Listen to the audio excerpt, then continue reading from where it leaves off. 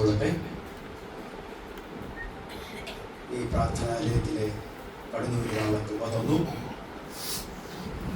വേദിയിലും പ്രാർത്ഥനാലയത്തിലുമായിരിക്കുന്ന എല്ലാ ദൈവവിശ്വാസികൾക്കും എൻ്റെ സ്നേഹം അറിയിച്ചു കൊള്ളട്ടെ.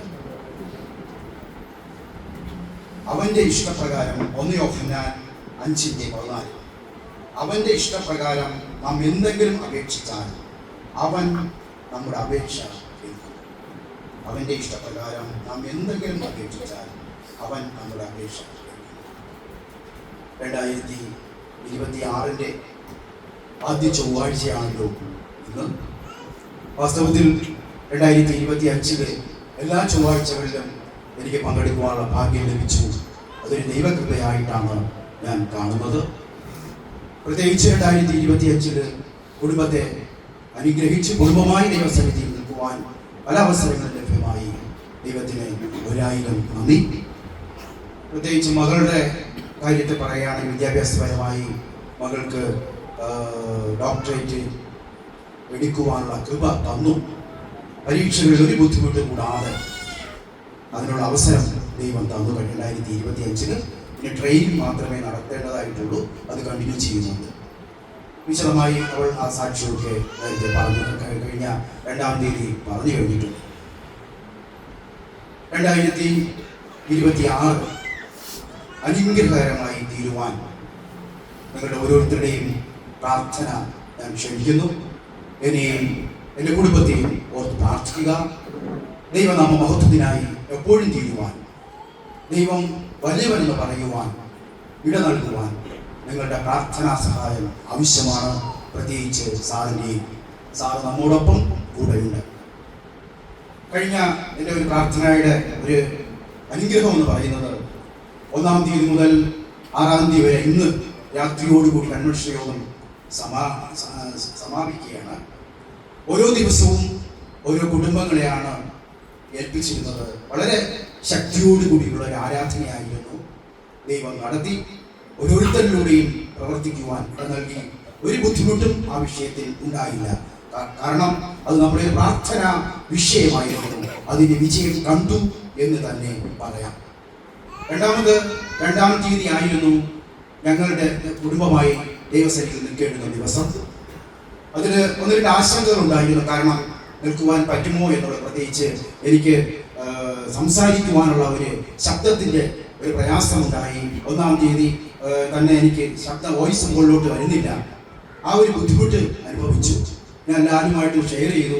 അപ്പോൾ ലാലു തന്നെ ഒരു ആലോചന പറഞ്ഞത്, അല്ലെങ്കിൽ അണ്ണാ വേറൊരു ദിവസം സംസാരിച്ചാൽ മതി എന്ന് ലാലു എന്നോട് പറഞ്ഞു.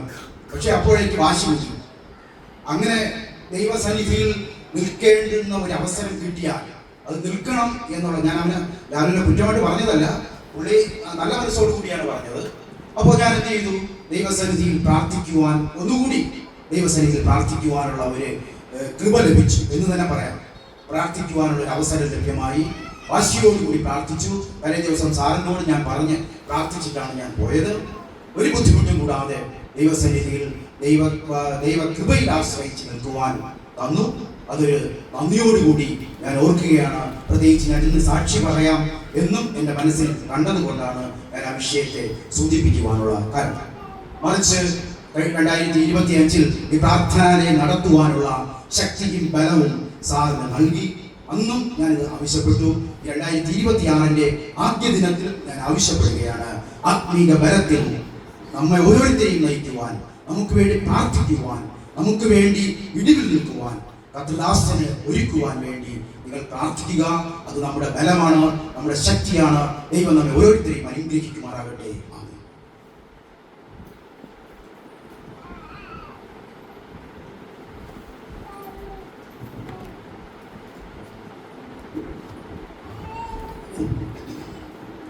ഒരു നിമിഷം പ്രാർത്ഥിക്കാം.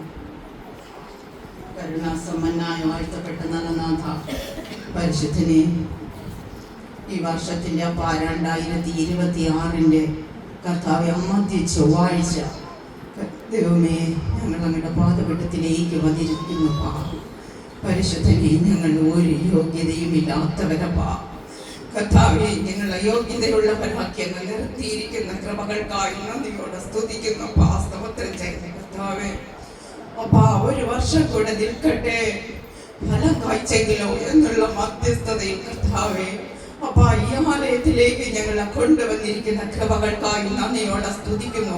സ്തോത്രം ചെയ്യുന്ന കർത്താവേ, ദൈവമേ, വന്നിരിക്കുന്ന ഈ ജനത്തോടങ്ങ് മനസ്സലിയണോപ്പാ. പുരുഷാരത്തെ കണ്ട് മനസ്സലിഞ്ഞ് സർവശക്തനെ മഹാകാരുണ്യവാനെ ഈ ജനത്തോടങ്ങ് മനസ്സലിയുമാറകിടമേന്ന് പ്രാർത്ഥിക്കുന്ന കർത്താവേ. അപ്പൊ ദൈവമേ, എന്ത് ആവശ്യഭാരത്തോടെ അവരെവിടെ ആയിരിക്കുന്നു എന്ന് എൻ്റെ അപ്പൻ അറിയുന്നല്ലോ കർത്താവേ. അവരുടെ ആവശ്യങ്ങളങ്ങ് നിറവേറ്റി കൊടുക്കുമാറകണമേന്ന് പ്രാർത്ഥിക്കുന്നപ്പാ.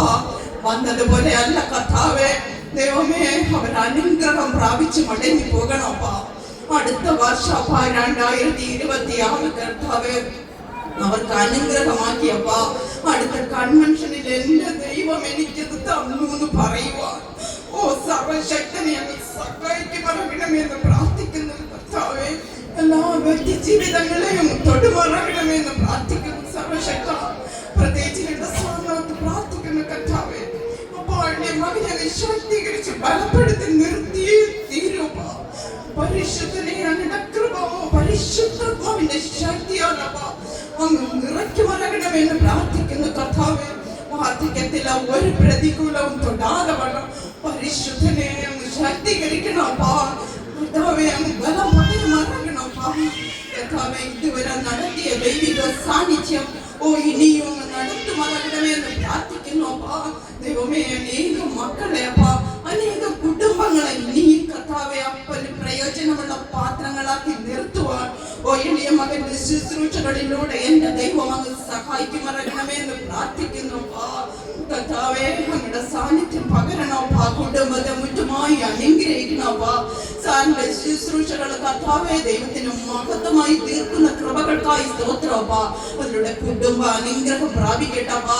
തലമുറകൾ കർത്താവേ അപ്പാ ദൈവമേ ദൈവത്തെ അറിയുവാൻ പൂർണ്ണമായി ദൈവസന്നിധിയിൽ കർത്താവേ അപ്പാ അവരെ സമർപ്പിക്കുന്നു. അവരെ ശക്തീകരിച്ച് ബലപ്പെടുത്തി താങ്ങായി തണലായി കൂടെ നിർത്തുമറക്കണമേ എന്ന് പ്രാർത്ഥിക്കുന്നു അപ്പാ. 7 അടിയനപ്പന്റെ പാദപീഠത്തിലേക്ക് വീഴുന്നു അപ്പാ. സർവശക്തനെ യാതൊരു യോഗ്യതയുമില്ലാത്ത അടിയനപ്പ അങ്ങയുടെ സ്നേഹത്തിൽ നിർത്തുന്ന കൃപകൾക്കായി നന്ദി അപ്പച്ച. നന്ദിയോടെ സ്തുതിക്കുന്നു സർവശക്തനെ അപ്പാ. ഞാനോ കുറെ എണ്ണം കർത്താവേ അങ്ങോ വളരേണ സർവശക്ത അങ്ങേ കർത്താവേ ദൈവനാമ മഹത്വത്തിന് വേണ്ടി കർത്താവേ അപ്പച്ച. അടിയനൊന്നും അറിയില്ല പിതാവേ കർത്താവേ. അടിയൻ വെറും കർത്താവേ കൃമിയാണ്. പരിശുദ്ധനെയെങ്കിലും എന്റെ ദൈവം അങ്ങയുടെ വചനം കർത്താവേ ദൈവമേ പറയുവാനായി അടിയനെ നിർത്തിയിരിക്കുക. നന്ദിയോടെ സ്തുതിക്കുന്നപ്പാ. സ്തോത്രം ചെയ്യുന്നു കർത്താവേ. അടിയനിലൊന്നുമില്ലപ്പാ. അങ്ങ് സംസാരിക്കുമറങ്ങണമെന്ന് പ്രാർത്ഥിക്കുന്നപ്പാ. ഈ ജനത്തിന് ആവശ്യമായ ദൂത് എന്റെ ദൈവം അങ്ങ് പ്രവർത്തിക്കുമറങ്ങണം, സംസാരിക്കുമറങ്ങണമെന്ന് പ്രാർത്ഥിക്കുന്നപ്പാ. വചനമേത് ആത്മാവിനാൽ എഴുതിയോ അതേ ആത്മാവിനാലപ്പാ പറയുവാനുള്ള കൃപ ഈ ഏഴയിലൂടെ അങ്ങ് ഒരുക്കുമറങ്ങണമെന്ന് പ്രാർത്ഥിക്കുന്നു. താഴ്ത്തിയ അങ്ങയുടെ പാദത്തിലേക്ക് സമർപ്പിക്കുന്നു. മാനവും മഹത്വം യേശു ക്രിസ്തു നാമത്തിൽ തന്നെ പിതാവേ, ആമേൻ. ദൈവനാമം മഹത്വപ്പെടുമാറാകട്ടെ. വീണ്ടും ഒരിക്കൽ കൂടെ എന്റെ സർവശക്തനായ ദൈവം വലിയവനെന്ന് പറയുവാൻ അടിയനെ കുടുംബമായി ഒരുക്കി ആ ദൈവത്തിന് എത്ര കോടി നന്ദി പറഞ്ഞാലും മതി വരില്ല. എത്രയോ അനുഗ്രഹിക്കപ്പെട്ട ഒരു സാക്ഷ്യങ്ങൾ ഓരോ കുടുംബങ്ങൾ ഓരോ വ്യക്തികളും ഇവിടെ പറയുകയുണ്ടായി. എല്ലാം സർവശക്തനായ ദൈവം ശ്രദ്ധ വെച്ച് കേട്ട് ആ കുടുംബങ്ങളില് തീർച്ചയായും ഇനിയും അനുഗ്രഹങ്ങൾ നൽകുക തന്നെ ചെയ്യും. അതോടൊപ്പം അതിന് ശുശ്രൂഷയ്ക്ക് ഇനി ഒരാവശ്യമില്ല. ഈ ബൈബിളിലുള്ള എല്ലാ കാര്യങ്ങളും ഒരു ക്യാപ്സൂൾ രൂപത്തിൽ സാർ പറഞ്ഞു കഴിഞ്ഞു. ഇതിലുള്ള ഓരോ വ്യക്തി ജീവിതങ്ങളും അറിയേണ്ട ഓരോ കാര്യം വളരെ ആഴത്തിൽ സാർ പറഞ്ഞു കഴിഞ്ഞു. ഇതിലപ്പുറമായിട്ട് ഒന്നും എനിക്ക് പറയാനില്ല. ദൈവം എന്നാലും കിട്ടിയ അവസരം എൻ്റെ അപ്പച്ചൻ വലിയവനെന്ന് പറയുവാൻ അടിയന്റെ ജീവിതത്തിൽ തന്ന ഈ വിലപ്പെട്ട സമയത്തിന് അവർക്ക് ദൈവത്തിന് കൊടാനുകൊണ്ടി നന്ദി അർപ്പിക്കുന്നു. എല്ലാ മാനവും മഹത്വവും സ്തുതിയും പുകഴ്ചയും സർവശക്തനായ ദൈവത്തിന് അർപ്പിക്കുന്നു. ഞാൻ നിന്നതല്ല, എന്റെ സർവശക്തനായ ദൈവം എന്നെ നിർത്തിയതാണ്.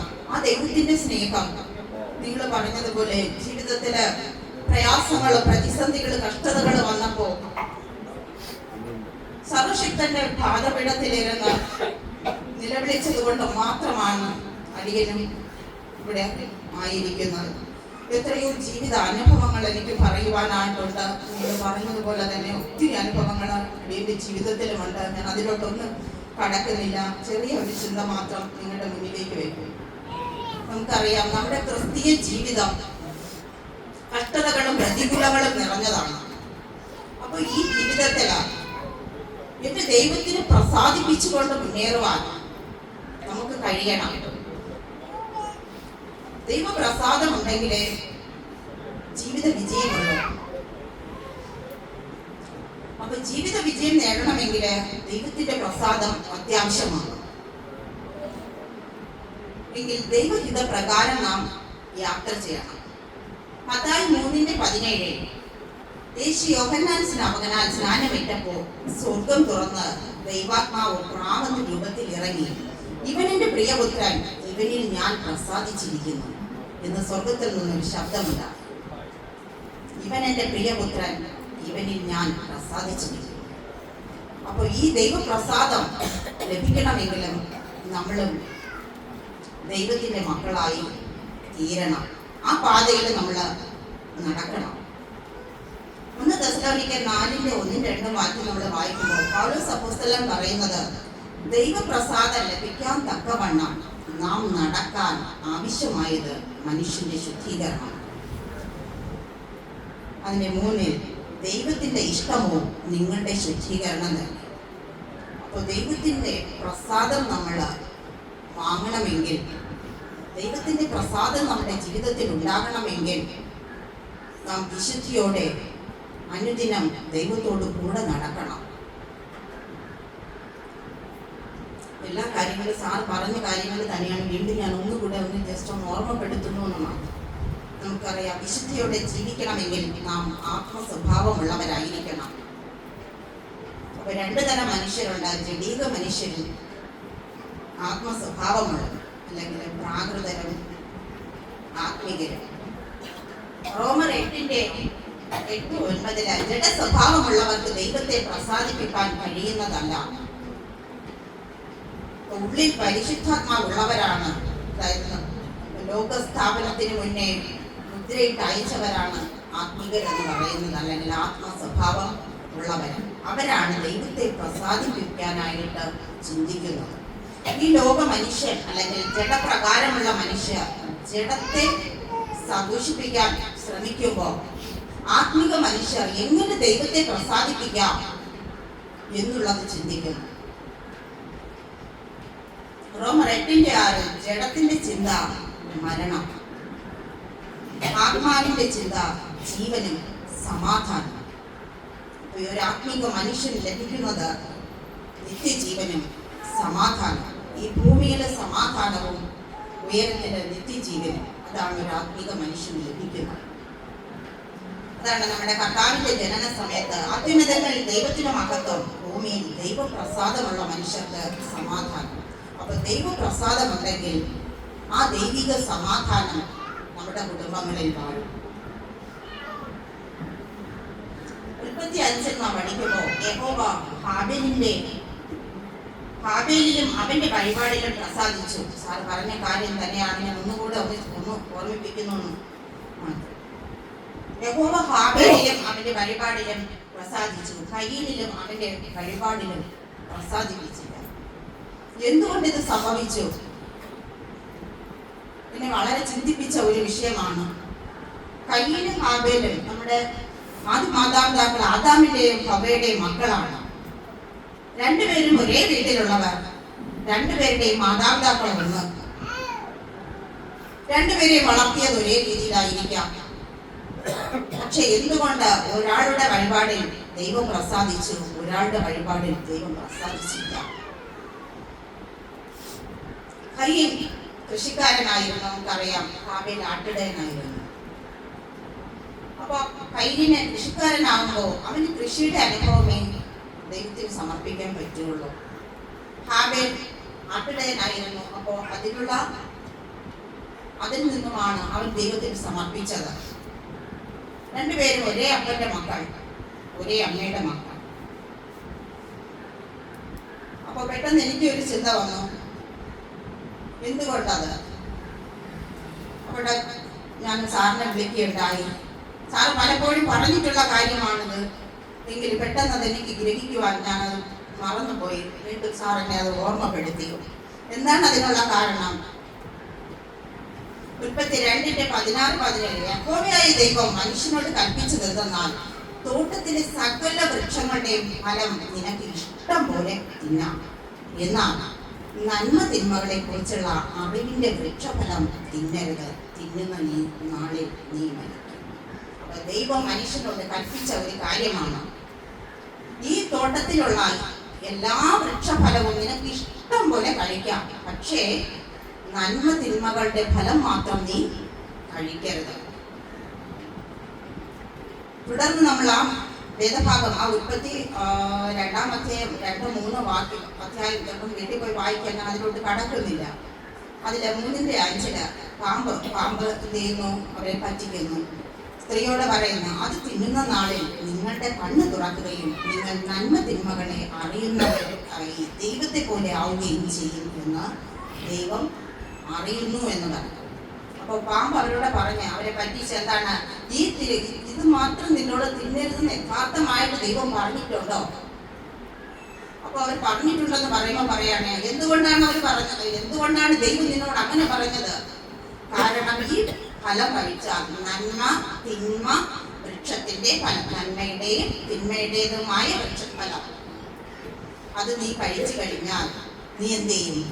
ദൈവത്തെ പോലെ ആകും. അതായത് നിനക്ക് നന്മകളും തിന്മകളും ഗ്രഹിക്കുവാനുള്ള ഒരു മനസ്സ് അല്ലെങ്കിൽ ഒരു കൃപ ഉണ്ടാകും. അങ്ങനെ 22 യഹോവയായ ദൈവം പറയുകയാണ്, മനുഷ്യൻ നന്മ തിന്മകളെ അറിയുവാൻ തക്കവണ്ണം അവരത് ഭക്ഷിക്കുന്നു. സ്ത്രീ ഭക്ഷിക്കുന്നു, പുരുഷനും കൊടുക്കുന്നു. നമ്മിൽ ഒരുത്തൻ, അതായത് 3:22 ദൈവം പറയുകയാണ്, യഹോവയായ ദൈവം മനുഷ്യൻ നന്മ തിന്മകളെ അറിയാൻ തക്കവണ്ണം നമ്മിൽ ഒരുത്തനെ പോലെ ആയി തീർന്നിരിക്കുന്നു. അവര് ഭക്ഷിച്ചു, അവര് നന്മ തിന്മകളെ അറിയുവാനുള്ള ഒരു ശക്തി അവർക്ക് ലഭിക്കുകയുണ്ടായി. വീണ്ടും എന്താണ്, ദൈവം വരുമ്പോഴത്തേക്ക് അവര് ഒളിക്കുന്നു. ആ വേദഭാഗമെല്ലാം നമുക്ക് സുപരിചിതമാണ്. സമയം അധികമായതുകൊണ്ട് ഞാൻ അതിലേക്ക് കടക്കുന്നില്ല, ഞാൻ ഒളിച്ചു പോവുകയാണ്. അപ്പൊ വീണ്ടും ദൈവം അവരോട് വന്ന് നോക്കിയപ്പോഴത്തേക്കും അവര് ഒളിച്ചു കളഞ്ഞു. അപ്പോ പറയുകയാണ്, ഇപ്പോൾ അവൻ കൈ നീട്ടി ജീവവൃക്ഷത്തിന്റെ ഫലം കൂടെ പറിച്ചു തന്നു എന്നേക്ക് ജീവിപ്പാൻ സമ്മതി വരും. അപ്പൊ നന്മയുടെയും തിന്മയുടെയും വൃക്ഷഫലം അവർ കഴിച്ചു. വീണ്ടും അവിടെ ഒരു ജീവവൃക്ഷം കൂടെ ഉണ്ട്. ആ ജീവവൃക്ഷം എന്താണ്, അതിൽ നിന്നും കൂടെ കഴിച്ചു കഴിഞ്ഞാൽ അവന് പിന്നെ മരണം ഉണ്ടാവുകയില്ല, എന്നേക്ക് അവര് ജനിക്കും. അപ്പൊ ജനിക്കുന്ന മനുഷ്യൻ നന്മകളെയും തിന്മകളെ അവന് ദൈവത്തെ പോലെ ആവുകയും അവൻ എന്നേക്കും നിലനിൽക്കുകയും ചെയ്യും. മരണം അവിടെ ഉണ്ടാവില്ല. അപ്പൊ അത് സംഭവിക്കാതിരിക്കുവാൻ എന്ത് ചെയ്തു? ദൈവം ഇവരെന്ത് ചെയ്തു? യാതൊരു തോട്ടത്തിൽ നിന്നും പുറത്താക്കി. അപ്പൊ അവിടെ ഉണ്ടായ ഒരു കാര്യമാണ്, അതായത് നന്മയും തിന്മയും കുറിച്ചുള്ള തിരിച്ചറിവ്. അപ്പൊ ഇതാണ് കയ്യിന്റെയും ഹാബേലിന്റെയും കാര്യത്തില് ഉണ്ടായത്. ഇവരിൽ നിന്നുണ്ടായ ഒരാൾ നന്മയുടേതും ഒരാള് തിന്മയുടെയും, അതായത് ഒരാൾ ആത്മീകനും ഒരാള് ജഡീകനുമായി. ആ നന്മയുടെയും തിന്മയുടെയും വൃക്ഷഫലം കഴിച്ചത് കൊണ്ടാണ് അങ്ങനെ സംഭവിച്ചത്. അതായത് മാതാപിതാക്കളുടെ പാപം, കയ്യിന്റെ വഴിപാടിൽ അതാണ് ദൈവം പ്രസാദിക്കാത്തത്. ആവർത്തന പുസ്തകം 5:9 നിന്റെ ദൈവമായ യഹോവ എന്ന ഞാൻ തീക്ഷ്ണതയുള്ള ദൈവമാകുന്നു. എന്നെ പകയ്ക്കുന്നവരിൽ പിതാക്കന്മാരുടെ അകൃത്യം 3-ാമത്തെയും 4-ാമത്തെയും തലമുറ വരെ മക്കളുടെ മേൽ സന്ദർശിക്കും.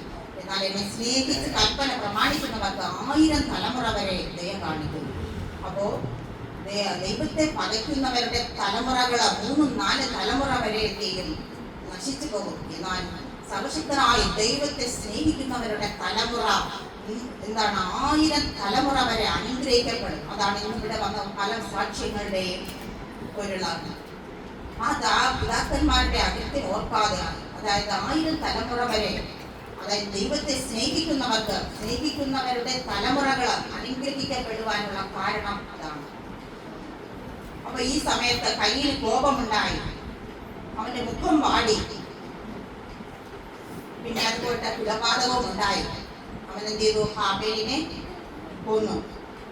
അപ്പൊ തുടർന്ന് നമ്മൾ വായിക്കുമ്പോൾ, നീ നന്മ ചെയ്യുന്നുവെങ്കിൽ ദൈവപ്രസാദമില്ലയോ?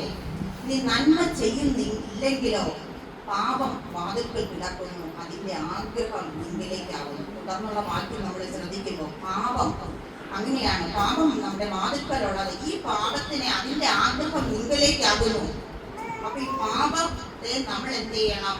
ഭരിപ്പിക്കണം. അല്ലെങ്കിൽ നമ്മുടെ മറ്റ് ശരീരങ്ങളെല്ലാം നമ്മൾ ഈ പാപത്തിൽ നിന്ന് അകന്നോടണം. എന്ന് പറഞ്ഞാൽ പാപത്തിൽ നിന്ന് നമ്മൾ മാറി നിൽക്കണം. അതിന് നമ്മൾ തന്നെ വിചാരിച്ചാലേ മതിയാവും. നമ്മുടെ ജീവിതത്തിൽ ഉണ്ടാകുന്ന പലതരം പാപങ്ങള്, ഇവിടെ നമ്മുടെ ഉണ്ടായ പാപമാണ് കോപം, പിന്നെ അതുപോലെ സങ്കടം, കൊലപാതകം. ഇതെല്ലാം എന്താണ്? ഈ നന്മതിന്മകള് വൃക്ഷഫലം കഴിച്ചതിലൂടെ അവരുടെ ജീവിതത്തിൽ ഉണ്ടായ പാപമാണ്. കയ്യിന്റെ ജീവിതത്തിൽ ഉണ്ടായ പാപമാണ്. അപ്പോൾ ഈ പാപം നമ്മുടെ ജീവിതത്തിൽ വരാതെ വണ്ണം നമ്മൾ, പാപത്തിന്റെ ആഗ്രഹം നമ്മോടാണ്. പക്ഷെ എങ്കിലും നമ്മൾ ആ ആഗ്രഹത്തെ മരണിപ്പിക്കണം. അല്ലെങ്കിൽ ആ ആഗ്രഹത്തിൽ നിന്ന് നമ്മൾ മാറി ജീവിക്കുവാനുള്ള ഒരു കൃപ നമ്മളിൽ ഉണ്ടാകണം. ജീവിതത്തിലെ ദൈവപ്രവൃത്തി അല്ലെങ്കിൽ ദൈവ പ്രസാദം നഷ്ടമാകുന്ന സന്ദർഭങ്ങളാണ് പാപം എന്ന് പറയുന്നത്. പാപ സ്വഭാവം. ഈ പാപത്തെ നാം കീഴടക്കുമ്പോഴാണ് ജീവിത വിജയം നേടുന്നത്. അപ്പോ ഇതിനുള്ള കുറവുകൾ, അതായത് നമ്മുടെ ജീവിതത്തിലെ കുറവുകൾ എന്തൊക്കെയാണെന്ന് മറ്റൊരാൾ വെളിപ്പെടുത്തി തരേണ്ട ഒരു കാര്യവുമില്ല. നമ്മുടെ ജീവിതത്തിൽ ഉണ്ടാകുന്ന കുറവുകൾ നമുക്ക് തന്നെ സ്വന്തമായിട്ട് അറിയാം. നമ്മുടെ ജീവിതത്തിൽ എന്തൊക്കെ കുറവുകളുണ്ട് അത് നമ്മളൊന്ന് ആത്മപരിശോധന നമ്മൾ സ്വയം ചെയ്യുക. സ്വയം ചെയ്യുമ്പോൾ നമുക്കറിയാം നമ്മുടെ ജീവിതത്തിലെ ഇന്നത്തെ ജീവിതചര്യയിൽ എന്തൊക്കെ നമ്മളിൽ, അതായത് ദൈവത്തിന് ഹിതകരമല്ലാത്ത എന്തൊക്കെ പ്രവൃത്തികൾ നമ്മുടെ ജീവിതത്തിൽ വന്നു. അത് കോപമാണോ? അത് ഈർഷ്യയാണോ? അത് അസൂയയാണോ? അല്ലെങ്കിൽ മറ്റുള്ളവരെ കുറ്റം പറയുന്നതാണോ? അപ്പൊ ഏതാണോ നമ്മുടെ ജീവിതത്തിൽ, അത് നമുക്ക് വേറൊരാൾ വെളിപ്പെടുത്തി തരേണ്ട ഒരു ആവശ്യവുമില്ല. നമുക്ക് തന്നെ അറിയാൻ പറ്റും നമ്മുടെ ജീവിതത്തിലെ പാപങ്ങൾ എന്തൊക്കെയാണ്. ആ ഒരു സ്വയം തിരിച്ചറിവ് നമ്മളിൽ ഉണ്ടാകണം. അപ്പൊ ആ തിരിച്ചറിവ് നമ്മൾ ഉണ്ടായാൽ ആ പാപബോധവും നമ്മളിൽ ഉണ്ടാകും. നമ്മുടെ ജീവിതത്തിലെ പാപബോധം ഉണ്ടാകണമെങ്കിൽ ഉണ്ടായാൽ അനുതാപവും ഉണ്ടാകണം. പാപബോധവും അനുതാപവും ഉണ്ടാകണം. പാപബോധം ഉണ്ടായിക്കഴിഞ്ഞാൽ അനുതാപം ഓട്ടോമാറ്റിക്കായിട്ട് ഉണ്ടാകും. കാരണം യെശയ്യായ 6:1 നമ്മൾ വായിക്കുമ്പോൾ അവിടെ യെശയ്യാ പ്രവാചകന് ഒരു ദർശനം കാണുകയാണ്. 6:5 യെശയ്യാവ്, അതായത് സ്വർഗീയ ആരാധന, ഉസിയ രാജാവ് മരിച്ച ആണ്ടിൽ യെശയ്യാവ് കാണുന്ന ഒരു ദർശനമാണ്. അപ്പോൾ അവിടെ എന്താണ്? സറാഫുകളുടെ ആരാധന. അപ്പൊ ഈ സമയത്ത് യെശയ്യാവ് ഈ ആരാധന കണ്ടുകൊണ്ട്, ഞാൻ ആ ഭാഗത്തേക്കൊന്നും കടക്കുന്നില്ല, ആ ആരാധന കണ്ടുകൊണ്ട് യെശയ്യാ പ്രവാചകൻ വിളിക്കുകയാണ്, അയ്യോ കഷ്ടം, ഞാൻ നശിച്ചു, ഞാൻ ശുദ്ധിയില്ലാത്ത അധരങ്ങളുള്ള മനുഷ്യൻ, ശുദ്ധിയില്ലാത്ത അധരങ്ങളുള്ള ജനത്തിന്റെ നടുവിൽ വസിക്കുന്നു. എന്റെ കണ്ണ് സൈന്യങ്ങളുടെ യഹോവയായ രാജാവിനെ കണ്ടുവന്നു. അപ്പൊ ആ ഒരു തിരിച്ചറിവ് യെശയ്യാ പ്രവാചകന്റെ ജീവിതത്തിൽ ഉണ്ടായി. ഞാൻ ശുദ്ധിയില്ലാത്ത അധരങ്ങളുള്ള മനുഷ്യൻ, ഞാൻ ശുദ്ധിയില്ലാത്ത ജനത്തിന്റെ മധ്യേ വസിക്കുന്നു. ആ ഒരു സ്വന്തമായിട്ടുള്ള ഒരു തിരിച്ചറിവ് ആ യെശയ്യാ പ്രവാചകന്റെ വന്നു. അപ്പോ സറാഫുകളിൽ ഒരുത്തൻ എന്ത് ചെയ്തു? കൊടിൽ കൊണ്ട് ഒരു തീക്കനലെടുത്ത് യെശയ്യാവിന്റെ നാവിൽ തൊടുകയാണ്. ആ തൊടുമ്പോൾ അവൻ എന്ത് ചെയ്തു? ശുദ്ധിയുള്ളവനായി തീരുകയാണ്. അവിടെ ആരും ആ യെശയ്യാ പ്രവാചകന് പാപബോധം വരുത്തിയില്ല. ആ അധരങ്ങളില്, അതായത് ആ സറാഫുകള് ആ തൊഴിൽ കൊണ്ട് ആ തീക്കനലെടുത്ത് നാവിനെ തൊട്ടപ്പോഴത്തേക്ക് എന്ത് ചെയ്തു? അകൃത്യം നീങ്ങിപ്പോയി. നിന്റെ പാപത്തിന് പരിഹാരം വന്നിരിക്കുന്നു. സറാഫുകൾ യെശയ്യാ പ്രവാചകനെ വിശുദ്ധീകരിക്കുകയാണ്. അപ്പൊ ഈ പാപബോധവും അനുതാപവും ഉണ്ടായപ്പോഴാണ് അവിടെ ശുദ്ധീകരണം നടന്നത്. യെശയ്യാ പ്രവാചകന് പാപബോധവും അനുതാപവും ഉണ്ടായപ്പോഴാണ് അദ്ദേഹത്തിന്റെ ജീവിതത്തിൽ ശുദ്ധീകരണം ഉണ്ടായത്. അപ്പോഴാണ് എന്ത് ചെയ്യുന്നത്? ആ ദൈവ ശബ്ദം കേട്ടത്, അതായത് ദൈവത്തെ കണ്ടത്. അപ്പൊ ആ പാപബോധവും അനുതാപവും ഉണ്ടാകുമ്പോൾ നമ്മുടെ ജീവിതത്തിൽ ശുദ്ധീകരണം ഉണ്ടാകും. ശുദ്ധീകരണം ഉണ്ടാകുമ്പോൾ നാം ദൈവത്തിന്റെ മക്കളായി തീരും, അല്ലെങ്കിൽ ദൈവത്തിന്റെ ശബ്ദം നമ്മൾ കേൾക്കും. ആ ശുദ്ധീകരണം നമ്മുടെ ജീവിതത്തിൽ ഉണ്ടാകുമ്പോൾ നാം ദൈവശബ്ദം കേൾക്കും. പിന്നെ നമുക്ക് ആ ദൈവശബ്ദം കേട്ട് കഴിഞ്ഞാൽ പിന്നെ നമുക്ക് അടങ്ങിയിരിക്കാനായിട്ട് കഴിയില്ല. ദൈവത്തിന് വേണ്ടി എന്തെങ്കിലും ചെയ്യണം എന്നുള്ള ആ ഒരു ആത്മഭാരം നമ്മുടെ ജീവിതത്തിലേക്ക് വരും. ഇത് തന്നെയാണ് ദൈവത്തിന് വേണ്ടി എന്തെങ്കിലും ചെയ്യണം എന്ന ചിന്ത തന്നെയാണ് അടിയനെയും ഇവിടെ നിർത്തിയിരിക്കുന്നത്. നമ്മുടെ ഈ കൺവെൻഷനിൽ, അതായത് ഈ 6 ദിവസത്തെ കൺവെൻഷന് ഒന്നിനൊന്ന് മെച്ചമായിട്ട് സർവശക്തനായ ദൈവം ഓരോ കുടുംബത്തെയും കർത്താവിന് വേണ്ടി നിൽപ്പാനായിട്ട് ഒരുക്കി. ദൈവത്തിന്റെ വലിയ കൃപ അതിന് അവസരം തന്ന സാറിനോട് നമ്മൾ എത്ര നന്ദി പറഞ്ഞാലും മതി വരില്ല.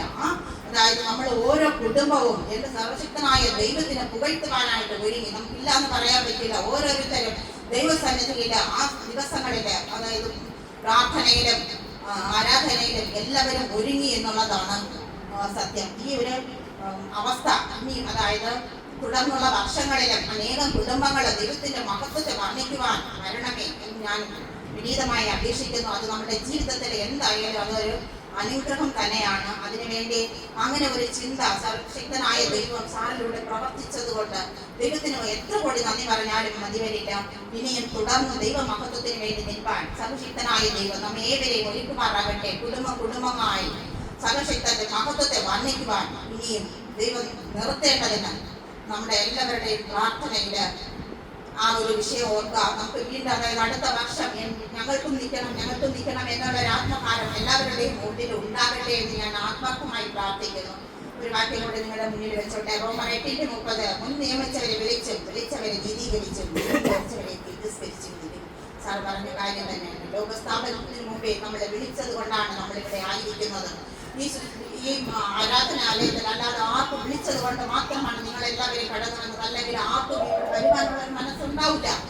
നമ്മളെക്കാൾ എത്രയോ നല്ല ആൾക്കാർ ഇതുപോലെ ഒരിടവും പോകാതെ, അതായത് ഈ ദിവസങ്ങളില് ടിവിയുടെയും മറ്റു മുമ്പിലായിട്ട് സമയം ചെലവഴിക്കുമ്പോൾ സർവശക്തനായ ദൈവം നമ്മെ വിളിച്ചത് കൊണ്ടാണ് നമ്മൾ ഈ ആരാധനാലയത്തിൽ ആയിരിക്കുന്നത്. ദൈവത്തിന്റെ മഹത്വത്തെ വർണ്ണിക്കുവാൻ വാക്കുകൾ പോരാ, നാവുകൾ പോരാ.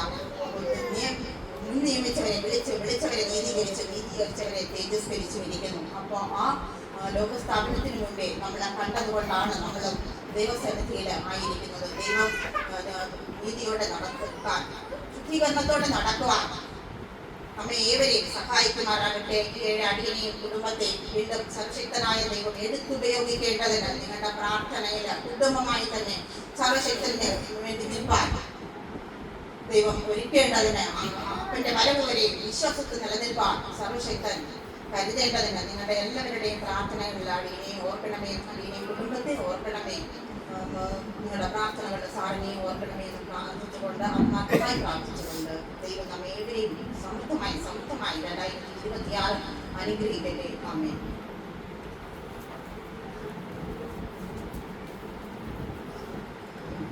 ദൈവത്തിന്റെ അതിപരിശുദ്ധമായ നാമം വാഴ്ത്തപ്പെടുമാറാകട്ടെ. ദൈവസന്നിധിയിൽ എന്നൊരു സാക്ഷിയെ നിൽക്കുവാൻ ഈ ഒരു അവസരം തന്ന സ്നേഹമുള്ള സാറിനോടുള്ള നന്ദിയും സ്നേഹവും തന്നെ അറിയിക്കട്ടെ. ഇവിടെ ആയിരിക്കുന്ന എല്ലാ ദൈവമക്കളെയും ദൈവം സമർത്ഥമായി അനുഗ്രഹിക്കട്ടെ എന്ന് ഒറ്റ വാക്കിൽ പറഞ്ഞുകൊണ്ട് ഏറ്റവും പരമാവധി 10 മിനിറ്റിനകത്ത് എനിക്ക് തന്ന ഭാഗം പറഞ്ഞ് അവസാനിപ്പിക്കാൻ ദൈവകൃപയിൽ ആഗ്രഹിക്കുന്നു. നമ്മളിന്ന് വായിച്ച എബ്രായർക്കെഴുതിയ ലേഖനം 3-ാം അധ്യായം 13-ാം വാക്യം ഒരൊറ്റ വാക്യത്തിൽ നിന്ന് ഇന്നത്തെ ഭാഗം ആരംഭിക്കാൻ ആഗ്രഹിക്കുന്നു. ഒരു ദൈവമക്കൾക്ക് ദൈവം തന്നിരിക്കുന്ന ഏറ്റവും വലിയൊരു മുന്നറിയിപ്പ് നമുക്കറിയാം. ഈ ഭൂമിയിൽ ഏറ്റവും അനുഗ്രഹിക്കപ്പെട്ട ഒരു ജീവിതമാണ് ദൈവം നമുക്ക് ഒരുക്കി വെച്ചിരിക്കുന്നത്. എന്നാൽ അവിടെ ദൈവമക്കളെ വീഴ്ത്തുവാൻ സാത്താൻ അവൻ അനേക കെണികളുമായി കാത്തിരിക്കുന്നു എന്ന് വേദപുസ്തകം നമ്മളെ ഓർമ്മിപ്പിക്കുന്നു. എഫേസ്യർ 6:12 ഓരോ ദൈവമക്കളോടും ദൈവം പറയുന്നു, നമുക്ക് പോരാട്ടമുണ്ട്. നമുക്ക് പോരാട്ടമുള്ളത് ജഡരക്തങ്ങളോടല്ല, വാഴ്ചകളോടും അധികാരങ്ങളുമുള്ള ഒരു അന്ധകാരത്തിന്റെ ലോകം ദൈവമക്കൾക്കെതിരെ പോരാടാനുണ്ട് എന്ന് ദൈവം ഓർമ്മിപ്പിക്കുന്നു. എന്നാൽ നമ്മൾ വിചാരിക്കുന്നത് പോലെ യുദ്ധം പോലെ അല്ല അവൻ ദൈവമക്കളെ പോരാടുന്നത്, തോൽപ്പിക്കാൻ വരുന്നത്. 2 കൊരിന്ത്യർ 2:11 സാത്താൻ നമ്മെ തോൽപ്പിക്കരുത്, അവന്റെ തന്ത്രങ്ങളെ നാം അറിയാത്തവരല്ലോ. എന്താണ് അവന്റെ തന്ത്രം? എബ്രായർക്കെഴുതിയ ലേഖനം 3:13 പറയുന്നു, സാത്താൻ എങ്ങനെയാണ് ദൈവമക്കളെ തോൽപ്പിക്കുന്നത്? നിങ്ങൾ ആരും പാപത്തിന്റെ ചതിയാൽ കഠിനപ്പെടരുത്. ഇതാണ് സാത്താൻ ദൈവമക്കളെ തോൽപ്പിക്കുന്ന ഏറ്റവും പ്രധാനപ്പെട്ട തന്ത്രം. എബ്രായരുടെ ലേഖനത്തിൽ പറയുന്നു, ഈ ഒരൊറ്റ പദം കൊണ്ട് ദൈവം പറയുന്നു, ഒരു ജനതയെ മുഴുവൻ സാത്താൻ തോൽപ്പിച്ചത് പാപത്തിന്റെ തന്ത്രം കൊണ്ടാണ് എന്ന് പഴയ നിയമത്തിലെ ഇസ്രായേൽ മക്കളുടെ ചരിത്രം നോക്കിയിട്ട് അവിടെ പറയുകയാണ്. ഒന്നാമത് പാപത്തിന്റെ തന്ത്രം ഒരു വ്യക്തിയെ ആക്രമിക്കുന്നത് പല ഘട്ടമായിട്ടാണ്. ഒന്നാമത്തെ ഘട്ടം പാപത്തിന്റെ തന്ത്രം എന്താണ് എന്ന് പറയുമ്പോൾ, നമ്മെ നടത്തിയ ദൈവം നടത്തിയ വഴികളെ മറക്കുക എന്നതാണ് ഒന്നാമത്തെ തന്ത്രം. ദൈവം ഈ വലിയ തന്ത്രം ദൈവം അറിഞ്ഞത് കൊണ്ടാണ് ദൈവമക്കളോട് പഴയ കാലത്തെ കർത്താവ് പറഞ്ഞു, നിന്റെ ദൈവമായ യഹോവയുടെ പ്രവർത്തികളെ നിങ്ങൾ മറക്കരുത്. എന്മനമേ, എന്റെ സർവാധനങ്ങളുടെ വിശുദ്ധ നാമത്തിനെ എന്മനം യഹോവയുടെ ഉപകാരങ്ങളൊന്നും മറക്കരുതെന്ന് ദൈവം പറയാൻ കാരണം ഇതൊരു ചെറിയ പ്രവൃത്തിയല്ല. സാത്താൻ നിങ്ങളെ തകർക്കുവാൻ ആവർത്തന പുസ്തകം 6:4-7 ഞാൻ നിന്നോട് ഇന്ന് കൽപ്പിക്കുന്ന വചനങ്ങളെ നിന്റെ ഹൃദയത്തിൽ ഇരിക്കണം, നീ അവയെ നിന്റെ മക്കൾക്ക് ഉപദേശിച്ചു കൊടുക്കണം. നീ വീട്ടിലിരിക്കുമ്പോഴും വഴി നടത്തുമ്പോഴും കിടക്കുമ്പോഴും എഴുന്നേൽക്കുമ്പോഴും അവയെ കുറിച്ച് സംസാരിക്കണം. കാരണം നീ ഒരിക്കലും ദൈവം നടത്തിയ വഴികളെ മറക്കരുത്. ഇസ്രായേൽ മക്കൾ വീണു എന്ന് പറയുമ്പോൾ നമുക്കൊരു വലിയ മുന്നറിയിപ്പാണ്. കാരണം ആരാണ് ഇസ്രായേൽ മക്കൾ? ദൈവം നേരിട്ട് നടത്തിയ ജനതയാണ് ഇസ്രായേൽ മക്കൾ. നമുക്കറിയാം, ഇസ്രായേൽ അടിമത്തത്തിൽ നിന്ന് 10 ബാധകൾ അയച്ച് അവിടെ ന്യായം വിധിച്ച് ദൈവജനത്തെ അവിടെ നിന്ന് ആ ചെങ്കടൽ കടത്തി കൊണ്ടുവന്ന ദൈവത്തിന്റെ ശക്തി കണ്ട ജനം. ചെങ്കടലിന്റെ മുൻപിൽ അതിന്റെ ആ വഴിയെ രണ്ടായി വിഭജിച്ച് ദൈവമക്കളെ സുരക്ഷിതമായി കൈപിടിച്ച് നടത്തിയ ദൈവത്തിന്റെ കരുതൽ കണ്ട ജനം.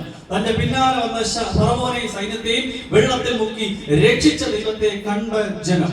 അത് കഴിഞ്ഞ് മരുഭൂമിയിലെ യാത്രയിൽ പകൽ മേഘസ്തംഭവും രാത്രി അഗ്നിത്തൂണുമായി കൂടെ നടന്ന ദൈവത്തെ കണ്ട ജനം. അവർ ആവർത്തന പുസ്തകം 8:3 പറയുന്നത് പോലെ അവർക്ക് നിങ്ങൾ അറിയാത്ത മന്ന കൊണ്ട് പോഷിപ്പിച്ച ദൈവം. 40 സംവത്സരം നീ ധരിച്ച വസ്ത്രം ജീർണിച്ചു പോകാതെ നിന്റെ കാൽ വീങ്ങാതെ കരുതിയ ജനം. ഇത്രയും അതിശയം നടത്തിയ ജനത്തിൽ, ഇത്രയും അതിശയം നടന്ന ലക്ഷക്കണക്കിന് ജനങ്ങളിൽ 2 പേരാണ് കനാൻ ദേശം കടന്നത്. അപ്പോൾ പാപത്തിന്റെ ചതി ഒട്ടും ചെറുതല്ല എന്ന് ദൈവം നമ്മളെ ഓർമ്മിപ്പിക്കുന്നു. അപ്പോൾ എന്താണ് പാപത്തിന്റെ ചതിയുടെ ഒന്നാമത്തെ ഘട്ടം? ദൈവം ചെയ്ത ഉപകാരങ്ങളെ മറക്കുക എന്നതാണ്. ഈ കഴിഞ്ഞ സാക്ഷ്യങ്ങളിലെല്ലാം ഈ പ്രാർത്ഥനായത്തിൽ ദൈവം നമ്മുടെ ജീവിതത്തിൽ ചെയ്ത ഉപകാരങ്ങളെ ഏറ്റുപറയാൻ എപ്പോഴും സാർ നമ്മളെ ഓർമ്മിപ്പിക്കുന്നത്, ഈ പാപത്തിന്റെ ചതിയുടെ ഒന്നാമത്തെ പടിയിൽ വീഴരുത്. ഇവിടെ വീണാൽ ഒരു മനുഷ്യന്റെ ജീവിതം വീഴും എന്നതാണ് സത്യം. ഇപ്പോൾ സാധാരണ സാർ എപ്പോഴും സാക്ഷ്യങ്ങളായി പാട്ടുകളായി പലരെയും കണ്ടില്ലെങ്കിൽ അവരെ വിളിച്ച് ഈ കൺവെൻഷന്റെ അവസാനത്തെ ദിവസങ്ങൾക്ക് മുമ്പ് ഞങ്ങൾ എല്ലാ ഭവനങ്ങളിൽ പോയി കടന്നു വരാൻ ദൈവം ചെയ്ത ഉപകാരങ്ങളെ ഏറ്റു പറയാൻ മറക്കരുതേ എന്ന് വിളിച്ചതിന്റെ കാരണം പാപം അനേകരെ വീഴ്ത്തിയതിന്റെ പിന്നിലെ ഒന്നാമത്തെ തന്ത്രം ദൈവം ചെയ്ത ഉപകാരങ്ങളെ മറക്കുക എന്നതാണ്. ഒരു വ്യക്തി ദൈവം ചെയ്ത ഉപകാരങ്ങളെ പറയാൻ മറക്കുന്നു, അവൻ പറയാതെ നാളെ ആകട്ടെ എന്ന് മറന്നു പോകുന്നു. ഈ സമയം സാത്താന്റെ ഏറ്റവും വിലപ്പെട്ട സമയമാണ്. നമ്മൾ അറിയാതെ രണ്ടാമത് അവൻ ചെയ്യുന്നത്, നമ്മൾ ഇന്ന് വായിച്ച എബ്രായരുടെ ലേഖനം 3:12, സഹോദരന്മാരെ, ജീവനുള്ള ദൈവത്തെ ത്യജിച്ചു കളയാതിരിക്കേണ്ടതിന് അവിശ്വാസമുള്ള ദുഷ്ടഹൃദയം നിങ്ങളിൽ ആർക്കും ഉണ്ടാകരുത്. ദൈവത്തിന്റെ ഉപകാരം പറയാൻ മടിക്കും തോറും മറക്കും തോറും അവൻ അറിയാതെ അവന്റെ ഹൃദയത്തെ കാഠിന്യം കൊണ്ട് നിറയ്ക്കാൻ തുടങ്ങും, ഹൃദയത്തെ കഠിനമാക്കാൻ തുടങ്ങും. ദൈവം ചെയ്ത ഉപകാരങ്ങളെ മറക്കുമ്പോൾ അവൻ നമ്മൾ പോലും അറിയാതെ ഹൃദയത്തെ കഠിനപ്പെടുത്തും. ഹൃദയത്തെ കഠിനപ്പെടുത്തിയാൽ നമുക്ക് വിത്തിന്റെ ഉണ്മയിൽ അറിയാം, ദൈവവചനം ഒരു വ്യക്തിയുടെ ഹൃദയത്തിൽ പ്രവർത്തിക്കില്ല. ദൈവവചനം പ്രവർത്തിക്കാതിരിക്കുക എന്ന് പറയുമ്പോൾ അവൻ വചനം കേൾക്കുന്നു, പാടുന്നു, പ്രാർത്ഥിക്കുന്നു, പക്ഷെ അകത്തെ ഹൃദയം കഠിനമാകുമ്പോൾ എന്താണ് അതിന്റെ ഭവിഷ്യത്ത് എന്ന് റോമർക്കെതിരെ ലേഖനം 10-ാം പറയുന്നു. ആകയാൽ വിശ്വാസം കേൾവിയാലും കേൾവി ക്രിസ്തുവിന്റെ വചനത്താലും വരുന്നു. അപ്പോ ദൈവവചനം കേട്ടാലേ വിശ്വാസത്തോടെ നിൽക്കാൻ കഴിയുകയുള്ളൂ. ഹൃദയം കഠിനമാക്കിയാൽ വചനം അവന്റെ ഉള്ളിലേക്ക് ആഴ്ന്നിറങ്ങാതെ വചനം പ്രവർത്തിക്കാതെ നിഷ്ഫലമായി കൊണ്ടിരിക്കുന്നു. അത് കഴിഞ്ഞ് വീണ്ടും അടുത്ത ഘട്ടത്തിലേക്ക് സാത്താൻ കൊണ്ടുപോകുന്നു. കഠിനമായ ഹൃദയമുള്ള ഒരു വ്യക്തിയുടെ ഉള്ളിൽ എന്താണ് എന്ന്, കാഠിന്യം എന്താണെന്ന് മാർക്കോസ് 7:20 പറയുന്നു. മനുഷ്യനിൽ നിന്ന് പുറപ്പെടുന്നതത്രേ മനുഷ്യൻ അശുദ്ധമാക്കുന്നത് അകത്തു നിന്ന് മനുഷ്യരുടെ ഹൃദയത്തിൽ നിന്ന് വരുന്നു. അവന്റെ ഹൃദയത്തിന്റെ കാഠിന്യം അവന്റെ അധരത്തിലൂടെ വരുന്നു. ഇത്രയും ദൈവം നടത്തിയ ദൈവം മന്നെ കാണാം, പക്ഷേ ഈ നടത്തിയ ദൈവത്തിന് എതിരെ കുറ്റം പറയാൻ തുടങ്ങുന്നു. പാപത്തിന്റെ ചതിയുടെ ഒരു പ്രകടമായ രൂപത്തിലേക്ക് വരുന്നു. നടത്തിയ ദൈവത്തിന് എതിരെ സംസാരിക്കാൻ തുടങ്ങിയാൽ അറിയണം പാപത്തിന്റെ ചതിയിൽ അവൻ വീണിരിക്കുന്നു എന്ന് അറിയണം. സംഖ്യാപുസ്തകം 14:2 ഇസ്രായേൽ മക്കൾ എല്ലാവരും മോശയ്ക്കും അഹരോനും എതിരെ വിരോധമായി സംസാരിച്ചു. അപ്പൊ ദൈവമക്കളെ പാപത്തിന്റെ ചതിയിൽ വീഴ്ത്തുവാൻ അതിന്റെ പരിണത ഫലം എന്താണ്? സംഖ്യാപുസ്തകം 21-ാം അധ്യായത്തിൽ അറിയുന്നു. ഈ ദൈവത്തിനെതിരെ സംസാരിച്ചപ്പോൾ പ്രകൃതിയിൽ ഈ ദൈവത്തിന്റെ സൃഷ്ടികൾ ആരും നോക്കി നിൽക്കുന്നില്ല. മരുഭൂമിയിൽ അതുവരെ കരുതിയ അഗ്നി സർപ്പങ്ങൾ വന്ന് അവരൊക്കെ നശിപ്പിച്ചു.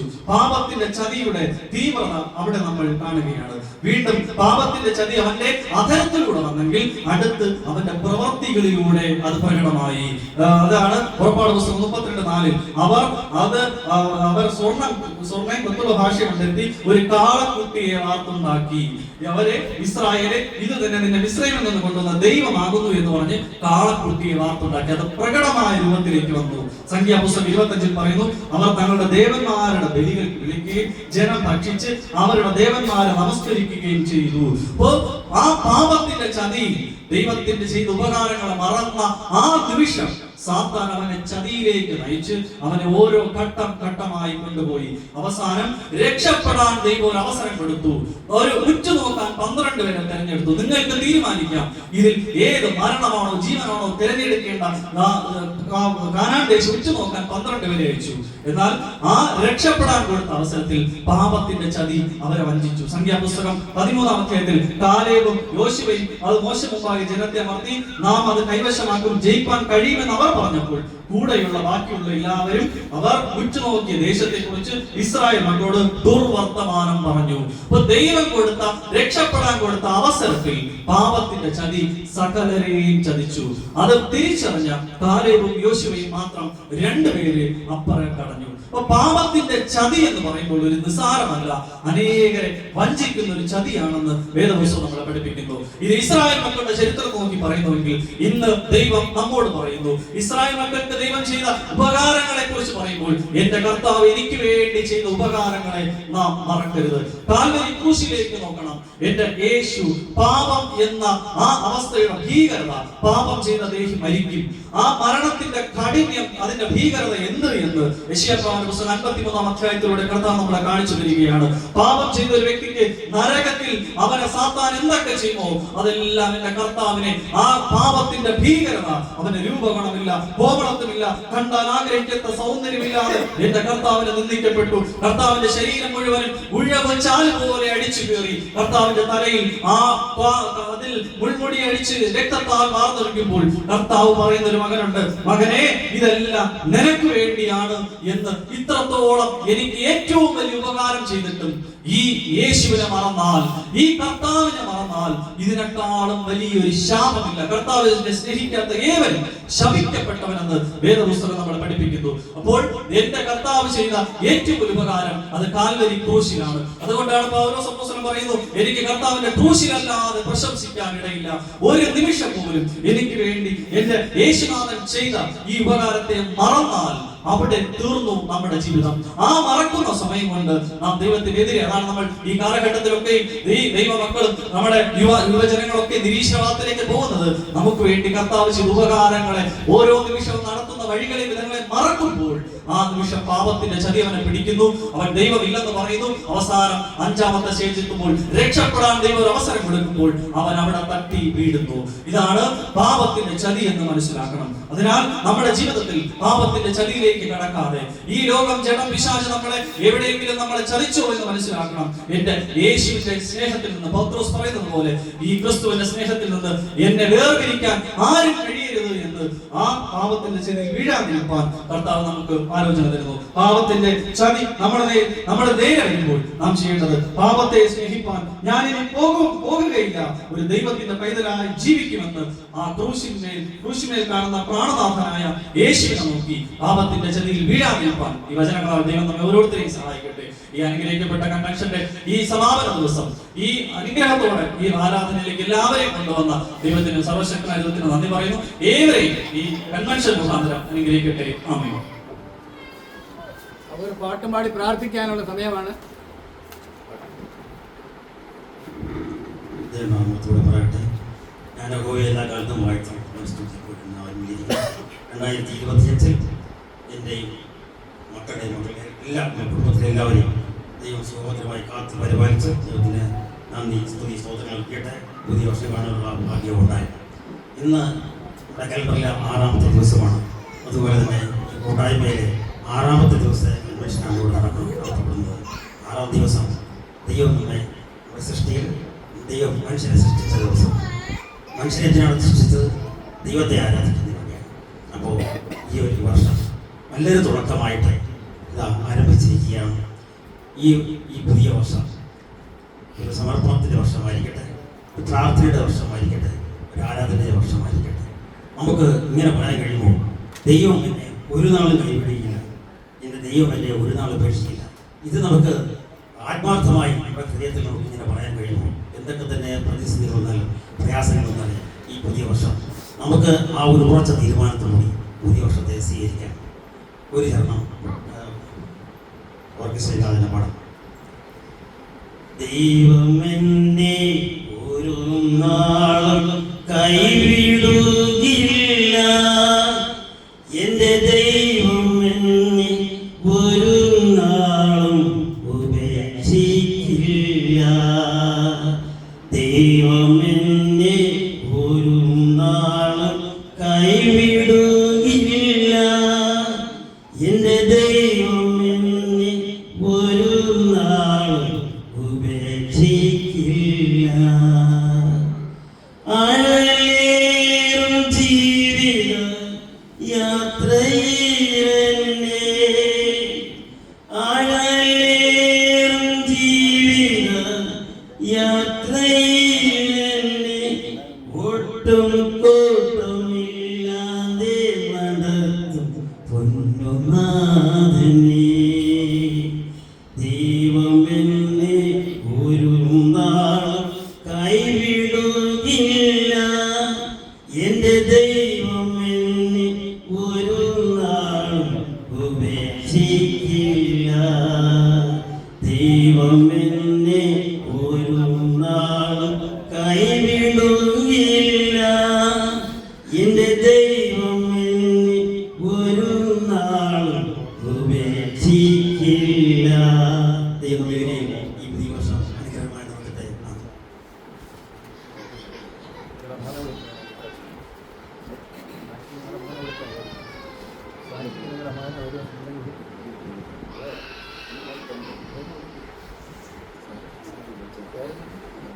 അഭിഷേകം ഉണ്ടോ?